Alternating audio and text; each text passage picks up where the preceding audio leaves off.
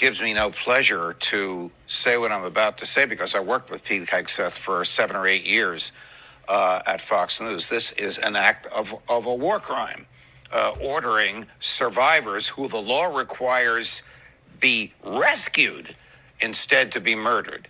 There's absolutely no legal basis for it. Everybody along the line who did it, from the Secretary of Defense to the Admiral to the people who actually pulled the trigger, should be prosecuted for a war crime for killing these two people. And who would... And Judge Napolitano is not the only Republican saying this. I don't kill two survivors who are not posing an imminent threat to anybody. And so best I can really say, I just want to make sure I get the facts. But if what is being reported is true, someone is wrong and they should be held accountable. It doesn't sound good. And if somebody actually did this, they should be held accountable. And it should be at the top, not the bottom. You think that he should go if he's involved here? Secretary, absolutely. I felt that way under Signalgate. He should have taken responsibility then, and he didn't. Secretary Hegseth said he had no knowledge of this, and it did not happen. It was fake news. It didn't happen. And then the next day from the podium at the White House, they're saying it did happen.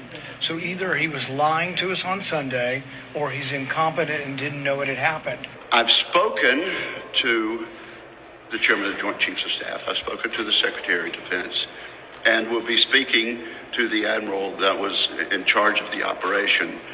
I understand he was in charge of the operation.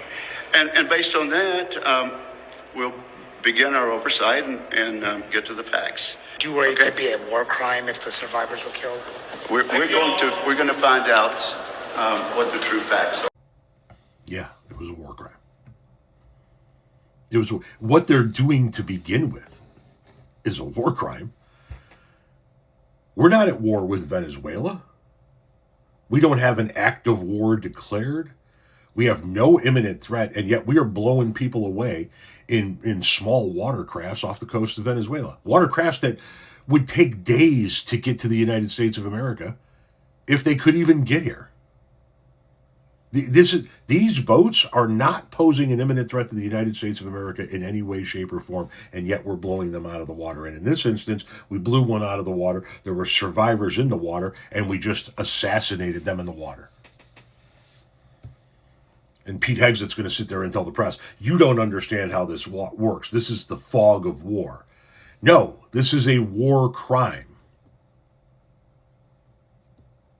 Now, I have said in content recently that I believe that Donald Trump is going to pardon everybody in his administration, that from Pete Hegseth to Tom Homan to Kristi Noem and everybody in between, that he is asked to do illegal shit and has done it.